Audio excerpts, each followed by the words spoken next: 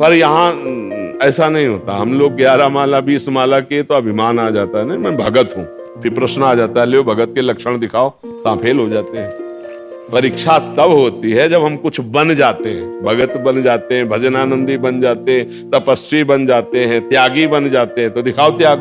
भेजेगी माया प्रश्न, फेल हो जाओगे। क्या करे? सबसे छोटे बन जाओ, कहीं चुंगी नहीं लगेगी। पैदल वाले से कहीं चुंगी नहीं लगती। ले हाँ बिल्कुल, तृणादपि सुनी चेल तरोरी उससे सुनना। उनका प्रश्न उत्तर हो सकता है, आपसे नहीं होगा, क्योंकि आप दैन्य हो, आप भगवान के भजन में हो, और आप कुछ नहीं हो, निकल जाओगे। और जहां कुछ हुए फिर वही प्रश्न आ जाएगा, कुछ भी हुए प्रश्न आ जाएगा। गुरु, तो गुरु की ये योग्यता होती, प्रश्न आ गया, पास होना मुश्किल है। इसलिए बड़े बड़े गुरु, उनसे जो वास्तविक हैं, वो ये कहते हैं कि नहीं, गुरु तो भगवान है, हम तो उनके केवल सेवक हैं। उनकी बात आपसे बता दी, आपकी बात उनसे बता दी। नहीं, गुरु भगवान है, गुरु गुरुदेव भगवान है। हर गुरु से पूछो, कहेंगे हमारे गुरु वो, हमारे गुरु वो, हमारे गुरु। और सब जगह जब जाकर के अंतिम में पहुंचे तो बंदे कृष्णम जगत गुरु आए ना, वही बस यही बात। कुछ नहीं बनना, कुछ बन गए तो प्रश्न आ जाएगा।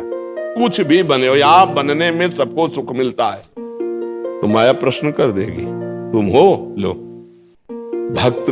देखो एक बड़ा सूक्ष्म विषय तुम्हें बता रहे हैं। राजसूय यज्ञ में था कि जब महान भागवत पा लेंगे तो शंख बज जाएगा।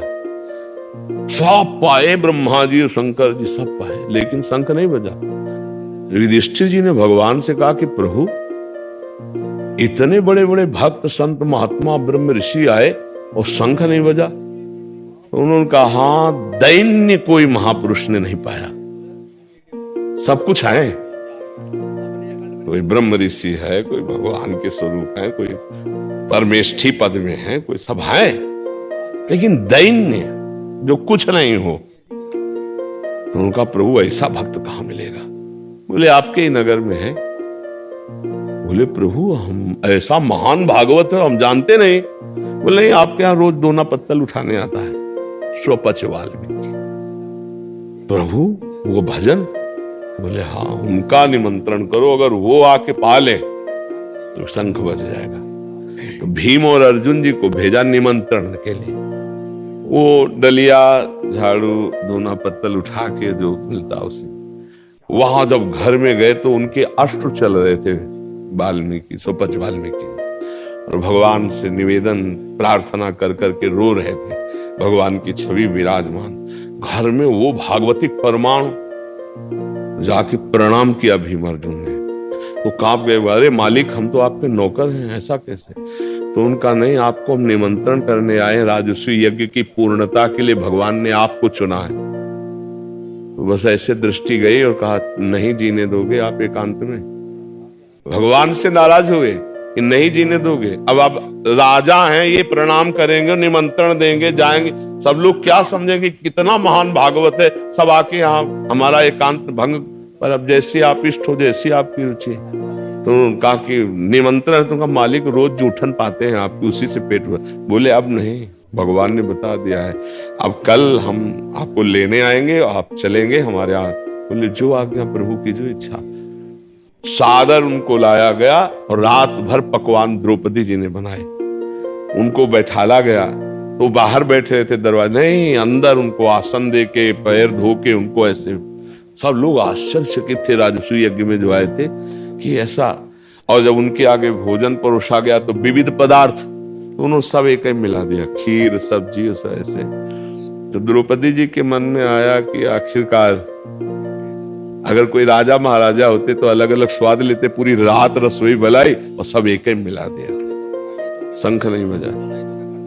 युधिष्ठिर जी का प्रभु ये भी पा लिए, शंख नहीं बजा। तो बोले इनके प्रति कोई वैष्णव अपराध कर दिया है, इसलिए शंख नहीं बजा। आपका कोई निज जन इनके प्रति दोष दर्शन किया। तो द्रौपदी जी ने कहा प्रभु हमारे मन में आया था, इतनी मेहनत करके रात में अलग अलग बनाया कि भाई ये कलहरी सब्जी, ये अमुक सब्जी, ये अमुक दाल, ये अमुक, और ये खीर और दाल और सब एक ही में मिला दिए। तो हमें लगा कि आखिरकार राजा महाराजा होते तो जानते ना कि उसका स्वाद क्या होता है अलग अलग। तो उनका पूछ लो, नहीं भक्त से पूछ लो इन्होंने क्यों मिला दिया। तो उनसे पूछा कि आपने क्यों मिला दिया? बोले हम पदार्थों का स्वाद नहीं लेते, हम तो प्रसाद पाते हैं। पदार्थों का स्वाद तो हमारे प्रभु श्री कृष्ण लेते हैं। अगर हम पदार्थ पाएंगे, उसका स्वाद लेंगे, तो हमारी भक्ति क्षीण हो जाएगी। ये भगवान का प्रसाद, इसलिए किसी भी पदार्थ में स्वाद बुद्धि न रह के प्रसाद बुद्धि हो, इसलिए हम सब एक में मिला करके पाते हैं। द्रौपदी जी का प्रणाम करो, क्षमा मांगो इनसे। जे ही प्रणाम किया, क्षमा याचना की, तत्काल शंखनाद हो गया। पूरी राजसूय यज्ञ की पूर्णता सुपच वाल्मीकि जी के प्रसाद पान। क्यों? क्योंकि अति दैन्य, कुछ नहीं है कहीं भी हृदय में, नहीं कि मैं भगत हूं, मैं कुछ नहीं जिनके हृदय में, वो भगवान उनको सर्व पूज्य बना दिया। तो ये बात समझनी है कि जो कुछ नहीं उसके आगे कोई प्रश्न नहीं होता, जो कुछ बन जाता है उसके आगे प्रश्न हो जाता है। तो आप कुछ नहीं है तो आपके आगे प्रश्न क्यों आएगा? अगर आप बड़े बन जाएंगे कि बड़े बड़े ज्ञानियों को माया, तो बड़े बड़ों के आगे प्रश्न आता है। आप बड़े बनोगे तो प्रश्न आ जाएगा। आप कुछ नहीं रहोगे तो आपके आगे प्रश्न नहीं आएगा। किसका प्रश्न है?